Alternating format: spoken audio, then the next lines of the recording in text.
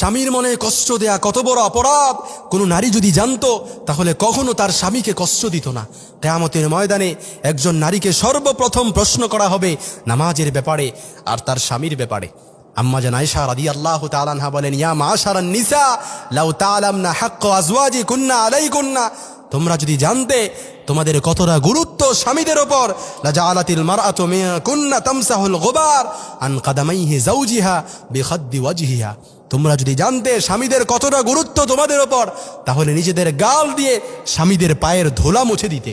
এমনই কি আল্লাহর হাবিব সাল্লাল্লাহু আলাইহি সাল্লাম তারপর বলেন, কিয়ামতের ময়দানে একজন নারী যখন প্রশ্ন করা হবে তার স্বামীর ব্যাপারে, দুনিয়াতে সে যখন তার স্বামীকে কষ্ট দেয়, দুনিয়াতে যখন সে তার স্বামীকে আঘাত করে, তখন জান্নাতে হুরেরা বলতে থাকে, কাতালা কিল্লা কাতালা কিল্লা, আল্লাহ তোরে ধ্বংস করুক, আল্লাহ তোরে ধ্বংস করুক, তুমি কেন আমাদের স্বামীকে কষ্ট দিচ্ছ?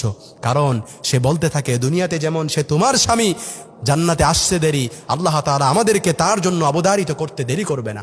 এজন্য যে সকল মা বোনেরা তার স্বামীকে কষ্ট দেন, আঘাত দেন, মুখ দিয়ে হোক, কথায় হোক, যেভাবেই হোক না কেন, মনে রাখবেন জান্নাতি হুরেরা আপনার জন্য কন্টিনিউয়াসলি বরদোয়া করতে থাকে, কাতালা কিল্লা কাতালা কিল্লা, আল্লাহ তোরে ধ্বংস করুক, আল্লাহ তোরে ধ্বংস করুক। এই স্বামী যারা পাইছেন, এটা তো স্বামী নয়, এটা তো স্বামী নয়, এটা আপনার হীরার টুকরা।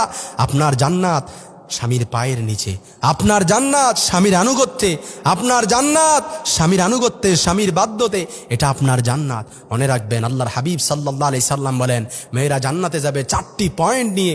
এর মধ্যে 1 নাম্বার গুরুত্বপূর্ণ যে পয়েন্ট, সেটা হচ্ছে আতাআত বালাহা, স্বামীর আনুগত্য করবে, স্বামীর উপর ডমিনেটিং করার চেষ্টা করবে না, স্বামীর উপর কর্তৃত্ব খাটানোর চেষ্টা করবে না।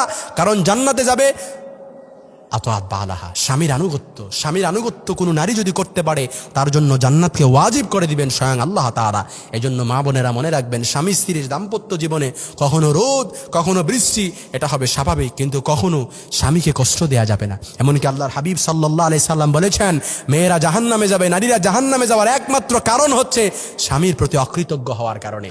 মুখ থুবড়ে তাদেরকে জাহান্নামে নিয়ে যাওয়া হবে। মুসলিমের বর্ণনায় হাদিস এসেছে, সবচাইতে বেশি নারীরা জাহান্নামে যাবে শুধুমাত্র তাদের মুখ, এই মুখের কারণে। এই মুখ দিয়ে নারীরা যে স্বামীকে কত কষ্ট দেয়, স্বামীর অকৃতজ্ঞতা করে, স্বামীর অকৃতজ্ঞ হয়, এটা এনে দিছে না, এটাও এনে দিছে না, এটা করতে পারে নাই, এটা করতে পারে নাই, কন্টিনিউয়াসলি শুধুমাত্র জ্ঞানানি শব্দ এটা থাকেই। শুনতে খারাপ লাগলেও এটাই সত্য। এজন্য আমার মা বোনদেরকে বলতে চাই, আপনারা তো জানেন না স্বামী এটা কি জিনিস, স্বামী যে এটা হীরার টুকরা, এটা তো বোঝেন না। আল্লাহর হাবিব সাল্লাল্লাহু আলাইহি সাল্লাম বলেন, আল্লাহ ছাড়া কাউকে সিজদা দেওয়ার আদেশ আমি দেই না। যদি সিজদা দেওয়ার আদেশ থাকতো, তাহলে প্রত্যেকটা নারীকে বলতাম, স্বামীর পায়ে সিজদায় লুটিয়ে পড়ো, স্বামীর পায়ে সিজদায়